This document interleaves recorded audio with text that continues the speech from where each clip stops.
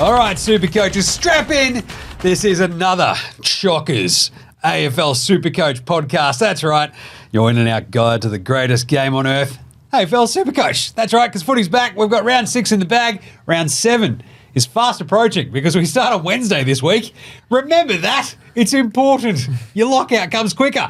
Anyway, I'm your host, Jaymz Clements. You can see me also on the AFL Today Show, NBA Australia, all the good stuff. Joining me today on this one, we've got a lot of really good SuperCoach brains. It's the usual 3 brains. I'll tell you what. We've got the guru himself, Al Paton. What's going on, Al? James, pleasure to be here. I'm a little bit nervous that best 18 scoring is over, the early buys, so now all 22 players on your field have to count, which I'm a little bit scared how that's going to go. I'm struggling to get the best 18 to count, apparently. We'll get to that in a second. But we also have the champion of the people himself. It's Patch. Patch, what's going on? G'day. Hello. How are you? I'm good. I'm great. I'm just seeing how you are, man. Yeah, good. We're good. I love it. He's coming for your title, Al. We'll get to this in 1 second with the score wraps. But, geez, talk about gauntlets being thrown. I don't mind this. Al's flying. Patch is coming up just behind. So your mate Jim is struggling. But anyway, remember to sign up to SuperCoach Plus if you haven't already for all your live scores, all your break-evens, all the good stuff there. And for all the other insights you need, what is it? Codesports.com.au. You can read Al's gear. You can read everyone's gear. And, of course, follow Al_Superfooty and Patch to the Max on Twitter /X. There you go. But before we do anything else, let's wrap round 6, shall we? Heroes and villains, score wrap. I'm embarrassed. I got absolutely shellacked this week, Al. It was horrible. 17-48. Ooh. I've just absolutely plummeted. It was horrible. I'm like, what are they all doing? So I'll talk about that in the old villains in a second. But how did you both go, Al? I had a good week. I thought this was a great score, and then Patch is coming for me, as you said. But 2005 points in the final best 18 rounds. Always nice to see a 2 at the start of the score. And that brought me back up to 367 overall. Jeez. But, I think sort of the real season begins now, so we'll see how we go. But quick hero and villain, I'm going to give my hero to Nick Dacos. Maybe a bit of a boring call, but he's sort of been off the boil himself for a few weeks, and even at quarter time, I'm thinking, what's happened to Nick Dacos? But then it was just vintage Nick from there. If you can be a vintage performance in your 3rd season, just what we love about him, and people who didn't start him, I think now's the time you need to start figuring out how to get him back in. And my villain, your man Tom Green, 82 points, 3-round average of 87, and obviously flying start to the year. I looked up his scores against his opponent this week, Brisbane, his last 3, 47, 77, 60. So not great. This is just kicking a man while he's down here, Al. I mean, I'm just sitting. I'm right here, man. This is just a knife to the heart. Tell you what, yeah, it was actually, so at that game on Saturday, I'm like, just do something. Come on, Tommy, lift. It's like, James, you're barracking for Carlton, right? I'm like, I am, but at the same time, just want a good game, you know what I'm saying? Anyway, Patch, how did you go? I pipped Al by 5 points this weekend, Oof. 2010 for me, and just shooting back up into 499 my overall rank. So I'm tracking you down, Al. I'm tracking you down. Which massive props to my hero, Brodie Grundy, my guy. We those of us that held, well done, good stuff. He rewarded us in spades with a 159, was it? Might have been 58. It was a lot. 58. It was a lot. It was a lot of points. I can't count that high. That means, a guy scored more than 15. He was fantastic and didn't expect that, but I was hoping for a big score just to really look. I don't want to say I told you so, but might have mentioned it, maybe. It was literally a cutout of just going, hold Brodie Grundy. What are you doing? You should be taking like lap after lap after lap victory lap. I'm not one to gloat about being the most correct a man has ever been. So I'm not going to do that gloat. I'm not going to constantly remind people that right. I told you not to trade Grundy, and then he scored well. This is why he's the champion of the people. I love it. Who's your villain this week there, Patch? Tim Michell is my villain. Good friend of the pod. Terrible friend to me in that he's just single-handedly grim reapering every single player that I started and has been doing well. He's just knocked on the door, got his huge scythe, and just clobbered people over the head. And Jack Steele was the one he clobbered this week. He's coming for Dan Houston this week. So if you're thinking of trading in Dan Houston, don't, because Tim is going to just throttle his scoring output. Thanks, Tim. I love that. My hero was actually Sheasel saving the day at the very end, because my score would have been so much worse, because my villains of Rosie, Green, and Noah Anderson absolutely broke my heart this week. The engine room. Jeez. It was a tough Supercoach week for me. But Sheasel at least popped off with the 110 at the very end of the round. So I had the C on him just to save everything, because the Heen machine did not fire either. So bit of a tough one. But either way, look, I'd like to thank the Sheasel. Like, in a horrible, horrible year for Ruse, like Ruse fans out there, like he's like the one shining light at this point, and it's basically the same with Supercoach for me. Did you hear, I don't want to ruin this for you, but did you hear Clarko in the presser saying might think about moving Sheasel from that lovely half-back role into the midfield? So they actually sent him into the centre in the first half as well, right? And it was like, oh, this is a worry. And then he went back to half-back and boom, there came the point. So, yeah, I'm a little bit nervous. But either way, let's do some Supercoach news, injury suspensions, all the other good stuff. We've got the best 22 scoring, as you mentioned, Al. This is good for some. Bad for others who stink like me. So that's a worry. No, I'm nervous as well. But there's plenty of news around this week, starting with 63 new dual position players in Supercoach. So we'll get to those, I'm sure, very shortly. But a lot of very popular picks like a Nick Martin, Tom Powell, Matt Roberts picking up DPP. So great news. Gives us a lot more flexibility and might impact what you do with your trades. This week, in terms of injuries, we had Zach Williams getting subbed out with an Achilles knock. You would have seen that live. And anytime there's an injury in Zach Williams, you get very worried. But the talk is he might have pulled up all right. So we'll wait and see what the Carlton teams look like later in the week. Hayden Young subbed out. Well, he wasn't subbed out, actually. He just sat on the bench for the last quarter, basically, of Freo's loss to... who did they lose to on the weekend? It was a bad loss. West Coast. Yeah, West Coast. They lost to Harley Reid. Yeah, correct. Who I don't know how he didn't get a hero from one of us, scoring 147 in his Yeah, I gave it to him last game. week. I went early. You did go, well, we can have it again, just like he's going to get the Rising Stars second week in a row. Yeah. It was amazing, the 147 Harley Reid. Like, just for that simple idea, there was like a little blip there where folks were trading him out like 2 weeks ago. It's like, that was a mistake.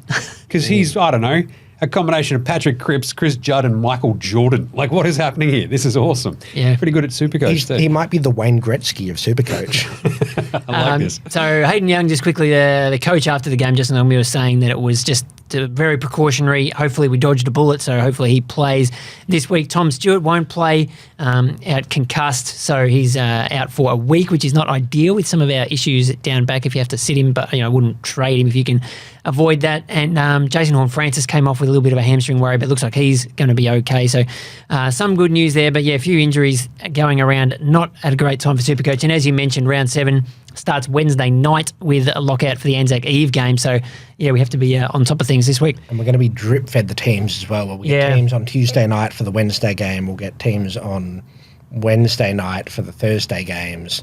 And then the rest of them will kind of follow as per normal on Thursday night. So it's the AFL doing their own rolling lockout. It's great. Pretty much. So we've then got to, if you're looking to trade someone, we've got to... we don't know what's going to happen, say, with Massimo D'Ambrosio after he was subbed off on the weekend. We don't get to find out if he's best 23 until Friday night when we've already had 3 games. So that's just one thing to be careful of. Yeah, the trade in targets, the trade out targets this week, it's a mess. It's like I'm all for the Wednesday, Thursday, just give me as much football as possible, right?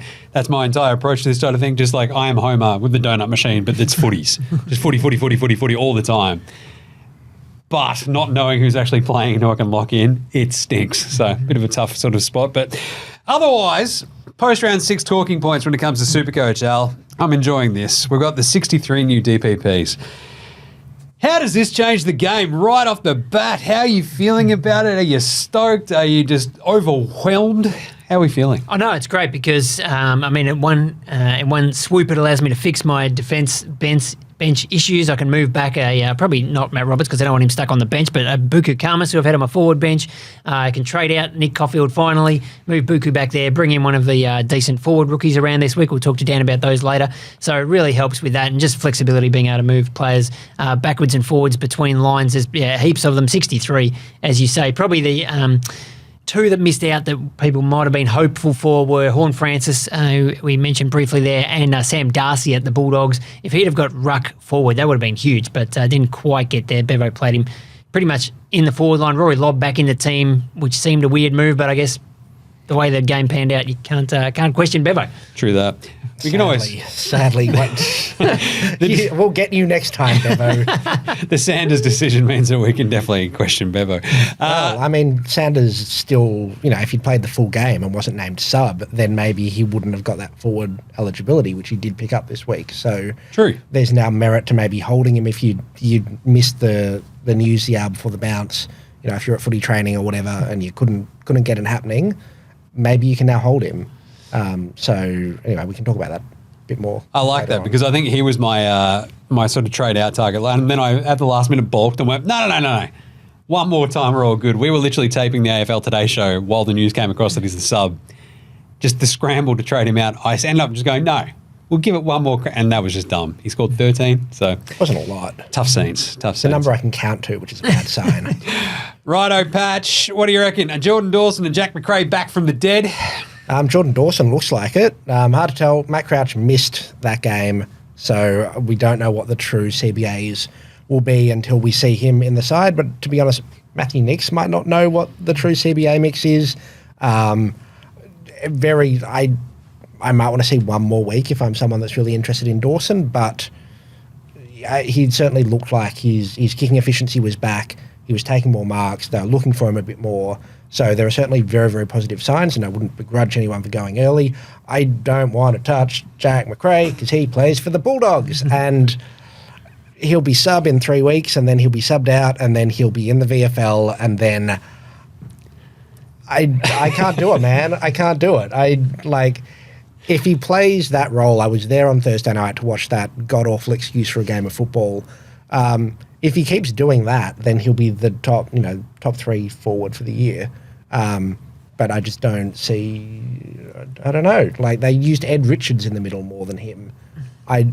If you want to trust Bevo, yes, go for it. Are you going to trust Bevo? Are you going to trust Bevo? No chance. I mean, I'm a Jack McRae fan from way back. He's been a premium in my Supercoach team many times. You can always trust him. And when you see him at 480,000, and I think it's because of I wouldn't pick him in the midfield, but the forward line is so up in the air this year.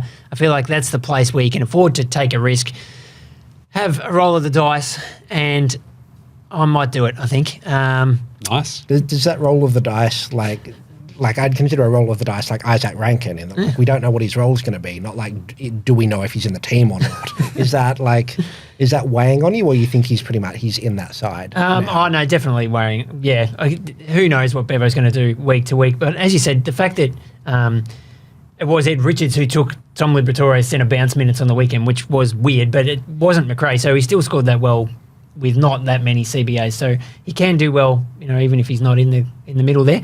Probably makes me feel a little bit better about him, but yeah, I mean, it's always a massive risk doing anything with a Bevo coached team or player. We've seen, he wasn't even in the team, as you say, 3 or 4 weeks ago, and then he was the sub, so anything could happen. But I think with some of the issues with cash drying up, which we might get to in a second, we're going to have to look for some bargain options, and he's one I'm definitely considering. It's a weird one. I've got Jack McRae in draft, and riding that roller coaster already sucks. I can't do it in classic. I just can't bring him in. I'm just I just can't do this to myself. Because riding a double roller coaster, while I did, it sounds pretty fun. No, it's not fun. That just sucks. That's double the emotional toll on my soul, right? I can't do it. So the good thing for my soul, however, Sam Walsh. Oh God, I love him. Warper. What an absolute weapon he is. Did you say weapon? Yes, I did. Is he a must-have, Al? I think he's very close. I mean, last week I sort of said, I want to see one more week out of him, and you couldn't have really asked for much more against probably one of the best midfields in the comp. Talking about centre bounce numbers, last year Walsh was actually pushed out of the centre bounces a bit, played a bit on the wing. The 2 games this year he's had really high CBA numbers. He had more than Patrick Cripps on the weekend, so I think that's a great sign. Always a little bit worried about his back, that issue could flare up at some stage, but I think the scoring's there, the price is definitely there. I think I'm going to have to bring him in. 576,800, and he ripped off 130 again this week. And you're like, yeah, this is awesome. Chera obviously missing the last 2 weeks. Sort of means that Walsh has been right there in the coalface for each of those games, both at Marvel. You've got them playing Geelong at the MCG this week. Doesn't mind that too. So this should be a pretty fun ride. I very much enjoy the Sam Walsh experience, apart from when he's not playing, of course. But yeah, he ripped off the 166 against Adelaide, backs up 130. I love it. Patch? Does that, you've mentioned Adam Chero, who's kind of the missing piece of that puzzle. Do you think he pushes him out of the centre at all? I don't think so. I think he stays on sort of like they have this sort of weird mix of like Blewett, Hewitt and Chera, Kennedy. Like they sort of makeshift, put them on the wing, rotate them in and out of the centre bounces as well. But Walsh is just that good when it comes to the clearance stuff that I think they keep him there. That's how I think. I'm sold. Nice. Sold. Dig it. Done. Lock him in. Last one of the biggest talking points. As the sub rule killed the likes of Zach Williams, Massimo D'Ambrosio, and half of our midfield and backline rookies basically for this point, right? How are we feeling about this sub stuff at the moment? It is kind of just demolishing my bench. I don't know about you, Al. Yeah, no, definitely. My entire midfield bench was the sub on the weekend. I think I had Jai Clark, Carroll and Sanders. And yeah, those low scores, when the player comes on, it seems like a bit of a Murphy's Law that when you've got a player who is named as the sub, they never come on until the last 5 minutes of the game. And yeah, Jai Clark scoring 11, Carroll in the 20s, Sanders 15. It just knocks their cash right on the head. So makes it really tough. And then those two guys in the back line, obviously Williams with an injury worry, but then D'Ambrosio, that was a bit out of left field from Sam Mitchell. I think he had 45 points at halftime. And then in the third quarter, he gets subbed off as a tactical move. He still has a gettable break even. So does Williams. And I think I would prefer to hold those guys if I can. Again, as I said, we'll sort of wait to see with teams, although Patch mentioned it's a bit tricky. We won't know them until later in the week. But yeah, I wouldn't be in a mad rush to trade those guys out just because the rookies who are sort of replacing them are not super reliable. But yeah, it does hurt. And you've got all these best laid plans to make moves the next week, and then it all goes up in smoke. Yeah, it's not ideal. And like I had that this week where I'd planned to bring in, Bont or Merritt, done the back of the envelope calculation on the Friday night, and Carroll as the sub meant I missed it by, $3 or $4 grand, which is about how much Carroll lost. So tough seats. Yeah, that does hurt. I think, yeah, we've got to try and move these guys on.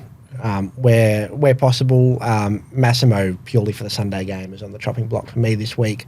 I really like him. I think he's got more cash to make, but that I'm just a little bit jumpy, and the fact that we won't know if he's the sub or not until every other team is locked out just means that I don't want to run that gauntlet. Even with they're not being able to get him off field, we'd then be stuck with him. So he's on the chopping block for me.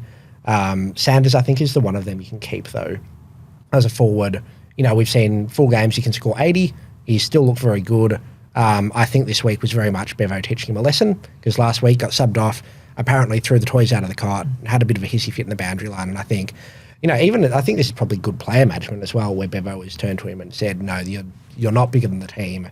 This is a lesson that you have to learn. We'll get you back in next week. I don't know. He's lost a bit of cash. If you ride the wave down, he'll come back up.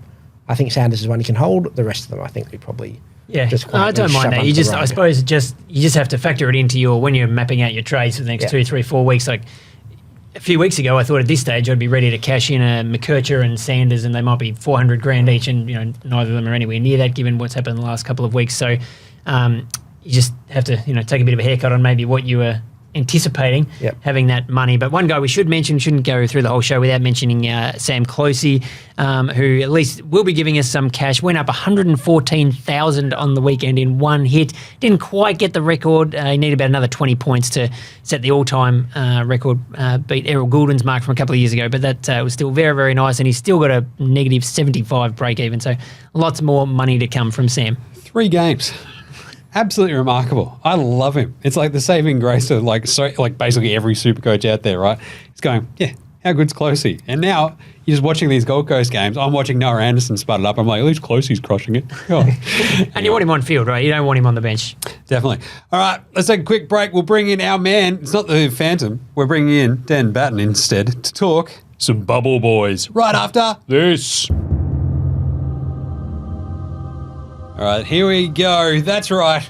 I don't know. The Phantom's still lying on a beach somewhere in I don't know, South Australia.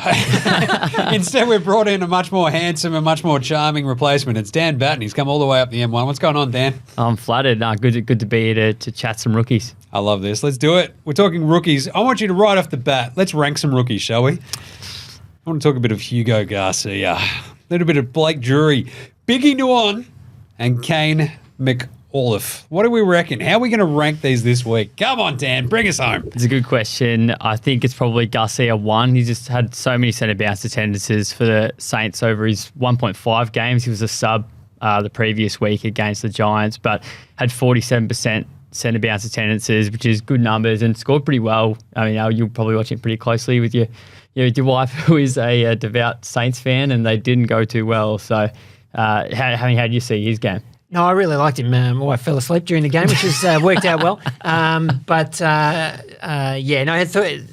think he's had 16 tackles in 2 games. Yeah, lots of centre bounce minutes there for the Saints. So, and he's a 117k dual position player, so it ticks a lot of boxes in terms of someone we might want to bring in this week. Yeah, absolutely. I agree with that. I think he's number 1 clearly. Biggie Nguyen, it just depends on the team sheets, right? I mean, I think at halftime he was probably no chance of playing the next week. Toby Pink was already warming up, ready to play the next week, but he was a bit better in the second half. But yeah, in saying that, he could easily be out. So he's probably second, I think, still, only just ahead of Blake Drury, just because I think he could probably drop a 20 at any time. So yeah, and I've actually forgotten Kane McAuliffe, who might actually slot into number 2 depending on team sheets. I think he's done a decent. He's done decent in his first couple of games for the Tigers. They've just got so many injuries, right? So they've got to play someone. He's had really strong VFL numbers, and yeah, had enough centre bounce attendances, I think, to seriously consider him if he's named. But again, is an if. So his break-even's -7 if he actually makes it in there, right? And whereas Biggie is like -64. Yeah. You feel pretty nice about the -64, just saying. The North factor of this, though, geez, like it's just a punish watching them. And then you're like, when you have in the back of your brain, it's like, I have 3 of their rookies as well. This sucks. Like, when you've got Combin as well, you're like, please just take all the intercept marks again. Just do that. Keep doing that, please, God. But it's a worry. Either way, what rookies are we looking to trade out, though, Dan? Like, what are we feeling right now? Sanders, Carroll, Clark, obviously, Sharp, who I think everyone is kind of now pretty happy to hold on to because he had, 67 on the week? Yeah. McKercher, that's another Roo. Jeez, you're just killing me. Dempsey, what are we feeling? I think pretty much any rookie on Al's bench, you trade. That's a golden rule, I think. But yeah, it's pretty much those guys whose cash generation has run out. I think there is definitely a case to hold Riley Sanders, though, just because he's got that forward eligibility now, right? So the forward rookies aren't great at the moment. I mean, a lot of people are running like a Sam Darcy on field who's having limited ruck time now. Sanders on field, if he does get those midfield minutes, again an if, because we know what Bevo does. He loves trolling super coaches, and I probably should have traded Sanders out in hindsight last week, but I've held, I'm going to consider holding a guy like McKercher, Carroll. I think those guys you can probably trade. But again, it's a bit like horses for courses, right? If you want to hold a boost and trading, say, Massimo D'Ambrosio and Sharp gets you to Sam Walsh, then I'd do it in a heartbeat. So, it's going to depend what everyone's structure looks like, because everyone's structure is quite different, and you don't want to be trading too many of these good rookies if you're having to field guys like Biggie Nguyen every week. So yeah, it's a lot to do with team balance, which is unfortunately I don't have a silver bullet for everyone's team. Mine needs a silver bullet in the back of the head at this point, I'll tell you that much. Jeez. Started off so well. Al, what are you feeling about this week with some of these rookies that we're throwing out there? I quite like Kane McAuliffe. Obviously a bit of Richmond bias coming into that. But a little bit. The injuries are shocking in the midfield there. Tim Taranto is out for a month. Another 2 or 3 weeks away for Dion Prestia. I think Hopper as a test might come back in. But, I mean, against the Eagles, which we try not to remember too much what happened in that game, but Richmond was lining up at the centre bounces with McAuliffe, Thompson Dow and Jack Graham as their starting midfield. So there's opportunities there for him, and I thought he was okay in that game. Obviously, his break-even is not as good as some of the others because he was the sub in his first match and only came on with about 10 minutes to go. So I think he's, you wouldn't want him on the field, but as someone as a bench option, I don't mind him. Now, there's another North Melbourne player that you didn't mention, a 102k rookie, which we love. Would you consider Tyler Sellers after scores of 3 and 6 in his first 2 games? It's been a tough start for him. I think it might have to throw him down back, do a Charlie Comben, see if he can get a touch. But unfortunately for him, it hasn't started. Has been a great start to his career, but Al's actually crunched the numbers. He's gone to Fantasy Freako. Can he actually go down in price? Could we have an 80k downgrade option? I'm not sure about this. I'm still waiting for clarification on the rules if someone can be priced under 100,000 in the SuperCoach. He's got a break even of 49 if he stays in the team. So I don't want to knock poor Tyler, but I think you were telling me his numbers in the VFL were good. they were quite strong. It's a hard team to play as a small forward in at the moment. I know we do over-under on this show. What's an over-under for him if he's in next week? Is it probably the line at about 7? I'm going to back him to get double figures. Oh, that's a huge goal. Yeah, if he's not the sub, is it 16? Like, what are we, 32? I don't know. I love this. This is great because he was actually one of the ones where I'm like trying to cram Sam Walsh into the team. I'm like, Sellers. And then you look at his price, look at the price, look at the scores and go, he could go down next week. This is great. Let's go. I love it. Anyone else on the horizon there, Dan?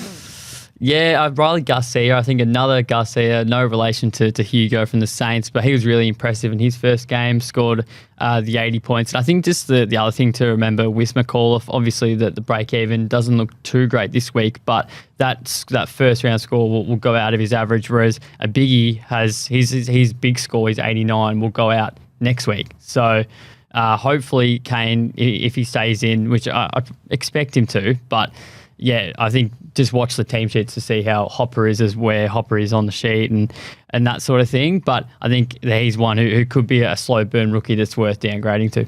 Nice one. Any other gems from the article this week that we can get a sneak peek of? What do you reckon? I think Tim's considering trading out Matt Roberts. I've heard on the grapevine. I wouldn't be doing that at all. That is something that would be an absolute last resort. Matt Roberts is absolutely killing it at the moment. That smooth roll off half back, you could easily slot him in as your D5, D6, M7, M8. So that might be just one of the gems. I guess maybe anti-gems. That's an anti-gem. Yeah, that's kryptonite. That is absolute SuperCoach kryptonite. That's the Tim Mitchell special. I like that. Tell you what. All right, there you go. All right, nothing else to hit on there, Al? What do you reckon? Just one other little name that just maybe to keep an eye out for. Backline rookies obviously been a massive issue for us, but Carl Warner at the Dockers, I actually thought he looked all right back in round 1 or 2 whenever he played. Was on 60 or 70 points and then got concussed in the third quarter. So he was travelling quite well and he's missed a couple of games due to that concussion, came back in the VFL or over in the Waffle and scored all right, had 20, 30 touches, I think. So if he comes back in for Freo, we get one more look at him, but he's one who could bob up and save us in the back line. Yeah, definitely. And with guys like Zach Williams, who we're not sure about, another one who we could potentially trade out, but you probably want to be watching teams to see if he is named because he still could score well, but he could be an option there for either him or D'Ambrosio. I feel like we're also, without the fandom here, we're sort of like a little bit less Adelaide focused. There's Will Hamill as well. 2 games for the Crows. He's ripped off, 144,000 he's on. He's ripped off 36 and 44. It's like a weird, annoying price with the 144, however. So as a defensive rookie, you're kind of like, all right, not entirely sure if I'm going to bite on that just because the top line scores. I had Will Hamill on my team, a couple of years ago, and I won't be going there again. There you go. You heard it here. Steer clear, says Al. Somewhere Phantom's punching like a drink off his table next to him. Like, there goes a with Adelaide tap Shelley Temple. Yeah. There you go. All right. Thanks, Dan. Jumping on, replacing the Phantom with the Bubble Boys. Another great one. You can read all his stuff, codesports.com.au. We'll be back with the Quickfire Round right after this. All right, now it's time for the Quickfire Round. Quick, guys, what are we doing? Oh, God, panicking. That's me, I'll tell you, after my week. Jeez. But really, just quickly, a couple of handy primos here. Are they back? Are you saying that they're back? Yeah, I guess they're back. Yeah, nah, Jordan Dawson. Quick, Patch. Yeah. Al? Yeah, I would probably give him one more week, but that one more week this week is against North Melbourne. So if you like him, so give him 2 weeks just to prove it. Now's the time. He's going to smash it, right? Let's go. Jack McRae. Yeah, nah, yeah. I mean, who knows with Bevo, but I like him. I want him to be back, so I'll say yes. Patch. I can't do it. You can't? All right. Joe Not Newcomb. yet. I need to see more. Joe Newcomb, Al? 129 on the weekend. He's down to under 500K, but that was the North Melbourne factor, so not convinced on him just yet. Patch? Nah. All right. I'll pay that. I just like him because of his hair. He's just got great hair. We should just go full awesome hair team. It might do better than my team right now, I'll tell you. Right, rank the midfield targets, though. We've got some big names. We've had a little bit of price slippage here and there. How are we going to rank this out? Bont, Petrarca, Caleb Sarong, and Matty Rowell, the grass eater himself. How are we going to rank these four? I'll go 1, 2, 3, 4. The Bont has slipped all the way down to 646K. You probably still have to have him number one just because he is the Bont, but I'm loving Matty Rowell's work. And if you look at Gold Coast draw, they play a couple of games in Darwin in a couple of weeks, and I just think that will just suit him absolutely down to the ground. He'll have about 100 tackles. So I'll have him number 2, then Petrarca and Sarong. But I mean, they're all great. Nice one. The Matty Rowell grass up there in the NT. He loves it up there. Nice and lush. What do you reckon, Patch? Yeah, I really like Matty Rowell. Like the cut of his jib. He's very good at football. So I think I'm going to put him at number 1 because Bond has a break even of 171. So he's still got more. He's still got further to fall. Next week could get him for closer to 620 or 600. Wow. So that's the reason I'm holding off on Bond for one more week. And then Petrarca, Sarong, I don't think you'll go too wrong with any of them. But I'd really like Rowell this week, and I'm tempted to not do Walsh this week and actually go Rowell instead. So more like Caleb Sarong. Wait, that's his actual name. Anyway, this is a weird one. The forward line has been an absolute mess all season. I think we can sort of basically agree that Isaac the Heen Machine Heaney and stupid sexy Sam Flanders, probably your top 2. I think they've probably finished the season in the top 6. After that, however, it's a bit of a mishmash at the moment. It's Zorko, it's Luke Jackson, it's Harry Mackay, and Jesse Hogan, rounding out the top 6 scoring forwards right now. Outside of that, in the mix, we've still got the likes of Shai Bolton. We've still got Taylor Adams, who also copped a bit of a knock on the weekend, right? And it's like, oh, jeez. If there's some dude that you don't want to trust when he's getting around in and out of injuries, it's Taylor Adams. Isaac Rankine, of course, Jackson McRae.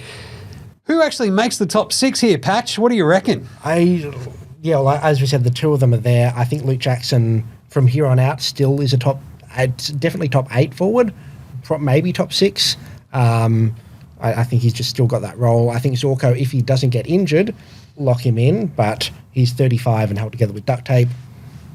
I don't know. It's a bit difficult. I kind of like Isaac Rankin as a smoky for a top 8, maybe top 6 on total points. He'll have some weeks where he goes nuts, some weeks where he scores kind of 60 or 70.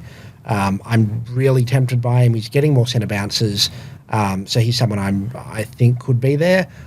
Tom Powell also could be, for total points, a top 10, so I don't think we should be looking to trade him out just yet.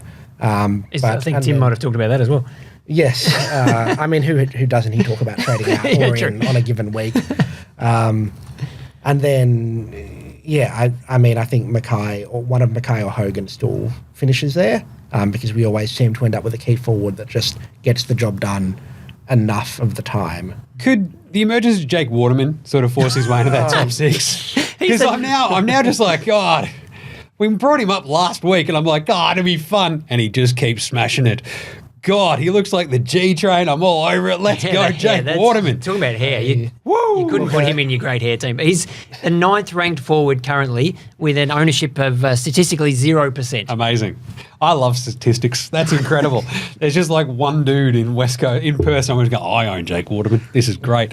Amazing. All right, what about the rest of your 6 though, Al? I'm glad Patch took the rating on that because it's so hard to pick. Yeah, I think... It just sucks. It stinks. It just stinks up forward. Yeah, I think Harry Mackay can probably get there just because he gets a little bit of time in the ruck as well, which helps him just give maybe an extra 5 or 10 points a week to bridge the gap for some of those days when it doesn't quite fall your way as a key forward. I mean, Shai Bolton, obviously, as a Richmond man, I'd have him in consideration, and he's got a break even of 56 this week. So if you're thinking of bringing him in, but Melbourne on Anzac Eve is going to be pretty tough. Does Shai play much midfield time, do you think, or is he going to stick forward and be the key? Because they don't have any mids or forwards. Well, no, that's the problem. Like, if he gets stuck forward, I'd get pretty worried. Do you think I think it'll be a real sort of 50-50 split. I mean, obviously, you'd love 2 of him. So I think Adam Muse has sort of said that we'll throw him in at centre bounces to give us a bit of dynamic, some speed and some talent in there. But obviously, you need him forward as well. So, He's never going to be a full-time mid, I don't think, but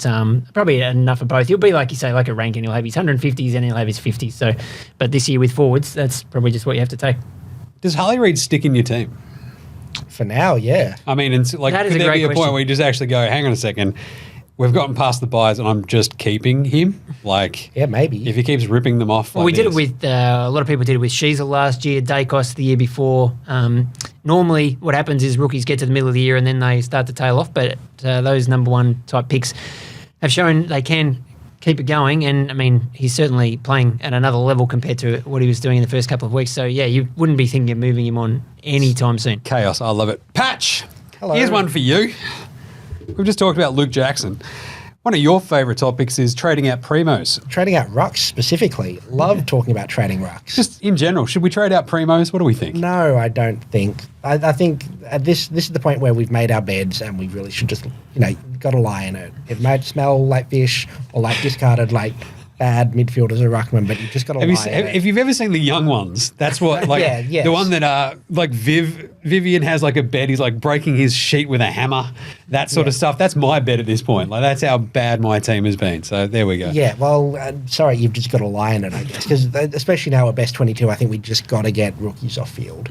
We've got some that are doing really well. We've got, Harley Reid, Matty Roberts, Sam Closey, who are killing it, but everyone else is just dragging your team down. And every trade you spend trading a Luke Jackson to someone else is a trade you're not spending on upgrading your team. So I think, at this point, we should have got rid of all of the guys that are really stinking it up. If you've still got your LDUs, etc., you just got to wait for them to turn around, because you'd rather him on field than, Sam Darcy scoring 46 every week. So I just think, the stock's down on trading out anyone that's not a rookie.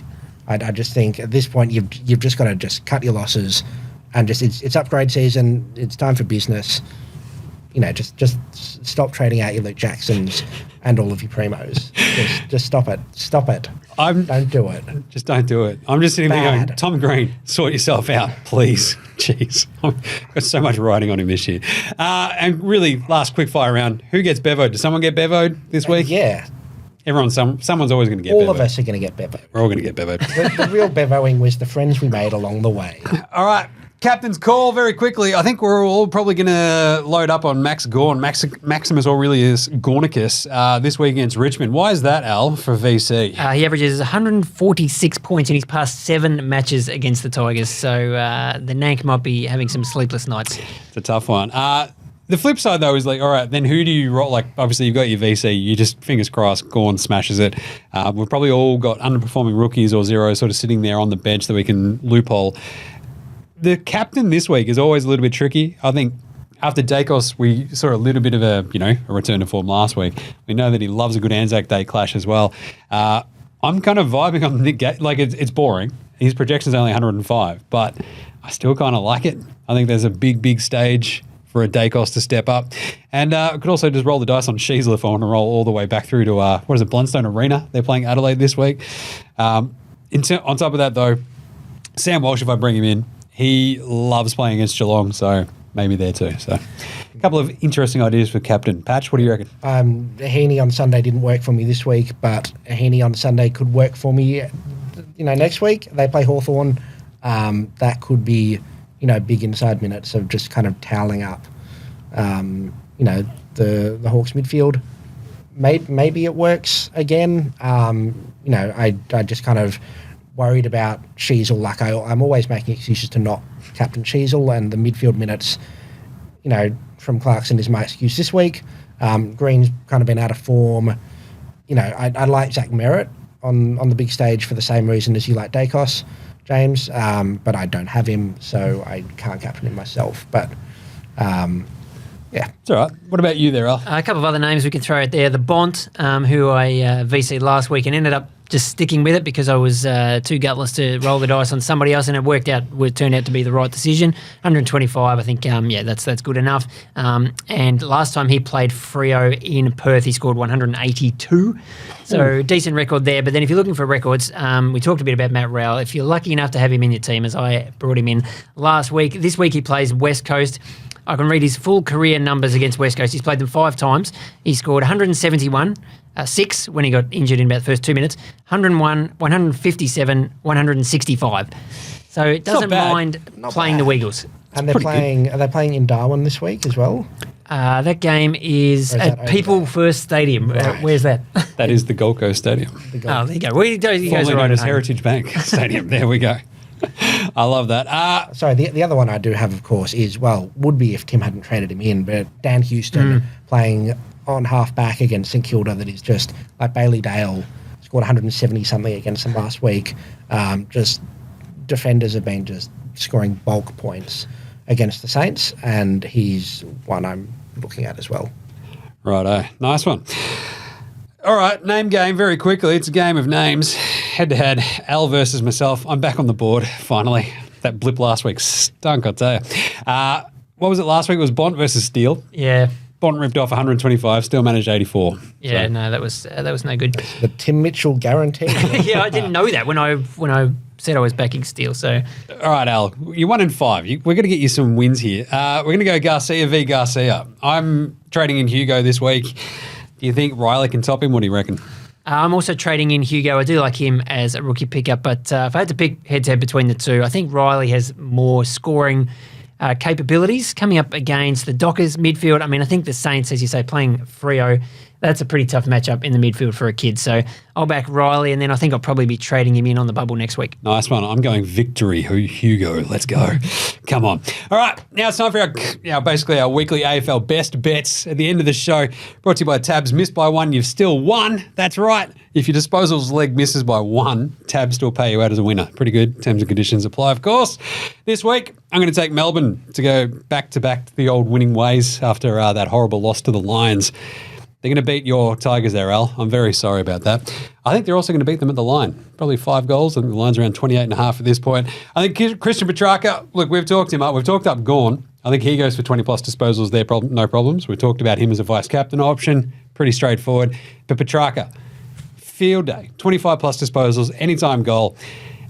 I really, really like the disposal ones because Petrarca at 25, Gawn at 20, and remember that Tabs missed by 1 feature, when that's in play, makes it a little bit easier. So that'll get you a nice, tasty same-game multi price on the Tab app. And remember, that's the best place to place all your footy bets. But most importantly, remember, imagine what you could be buying instead. For free and confidential support, call 1-800-858-858 or visit gamblinghelponline.org.au. And before we go, gentlemen, I'll tell you what. Do your Tigers actually have a chance there, Al? What do you reckon? No. Yeah, I thought so. The one question we always... saddest, smallest no one has ever said. I've got 2 more things for you. Boost or no boost? Yes, I think the boost is back. Patch? Boost. Boost! Let's do it. All right, and Monday moves, before we finish up, what's your Monday trade? I've already made mine. I've just gone, right, before I forget.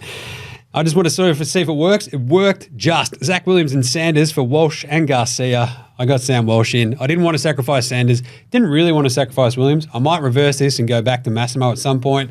That's why it's a Monday trade. I love a good Monday trade. You get to sit there, make it, figure it out, try the Tuesday trade, then try the Wednesday trade, and then hope for the best. What about you, Al? I'm going against a little bit what some of our experts have said on the show today, and I'm trading out Riley Sanders. I don't totally disagree with the fact that he might end up being a decent backup in the forward line if you can sit him down there for a while, but you would have to just be resigned to leaving him there for a long time because he's not going to be making money for a while, and I think that's really why I picked him in my team. So now's the time to get the most cash out of him that we can for the foreseeable future. So I certainly don't think it's a bad idea to trade him out. It's this is not a Grundy situation. It's just I think he's definitely one you can get rid of. So just to be clear that I'm not going to lord it over if he scores 100. And finally trading out also another Bulldog. I've had Nick Caulfield sitting on the defensive bench, been able to get away with that through all these best 18 rounds, but I have to bite the bullet. So he's out. I can move Buku Karmas, another new dual position player from a forward line, back to defence, and getting in 2 rookies, Hugo Garcia and Kane McAuliffe, allows me to use a third trade to trade Jack Carroll up to Sam Walsh. So I don't mind that this week. I do have enough money to get Christian Petrarca, who was my initial target. I think he could go ballistic against Richmond. But I think the smart play is to get Walsh at the value that he is and leave another 50 grand sitting in the bank for my next trade. Nice one. Patch? I've essentially made the same 3 trades in terms of the players coming in. Players going out are slightly different in that I've got Carroll and then tossing up whether to go D'Ambrosio or a few other guys. Cadman's probably about ready to go. There's a few others I'm tossing up. That's kind of what I'm trying to decide because they're all still got a tiny bit more to go, but I'm just trying to figure out which one I can just burst first. I paid that. Cadman one is an interesting one. I'm like, could you just have one big game just to smooth it all out? So Any of these guys that we're talking about, they have one 100-point score, and all of a sudden their break even goes back into the negatives, and you can keep them for another month. Yeah. But I'm almost just knowing who that trading is. Sharp out as well because his break even's now at 70-ish, which is at real risk of not making. But same token, the projections have him hitting 90 or something this week. So I don't know, it's hard to tell. There's a lot of up in the air as to who's going out. But it's getting a bit hard to figure out who needs to go and who needs to stay. And there's a lot of luck involved. Oh, man, the sacrificial lambs out there is pretty tough. But that is it for the round 7 Supercoach preview. Remember, rolling lockout begins Wednesday. I don't have to say this again. Wednesday. Remember this part. Wednesday. Anzac Day Eve. And then you got 2 games on Thursday as well. You got to be on top of it this week. So remember to dig into all things Supercoach with Twitter, YouTube, IG, TikTok, all the good stuff. Check out the Phantoms Lair episode later this week as well. Rate the show, of course, on Spotify and all your other podcast apps. Sign up to Supercoach Plus, get your break evens, get your live scores. They saved me this week. Watching a Heen machine just sort of tick upwards. I'm like, come on. And then it just flatlined. That stunk. Anyway, and get all the insights you need with codesports.com.au. For all the latest news and fun gear as well, you can smash AFL Today Show. That's a good one. I host that. But again, thank you, Patch. You did a great job. Thank you. And Al, always a pleasure. Thank you very much. Yeah, just looking in the rear vision mirror to see where Patch is over the weekend. Nice. Just, you're just streaking out ahead. I like this. I just want to see you get What's top the thing? 100. Objects may be closer than they appear. Yeah, That's what I'm running worried after you with 2 golf clubs. Just that face just looming ever closer. Just like, oh, God, watch out. Nice one. And thanks, of course, to Dan Batten. I've been Jaymz Clements. Have a great week ahead. Round 7. Happy super coaching.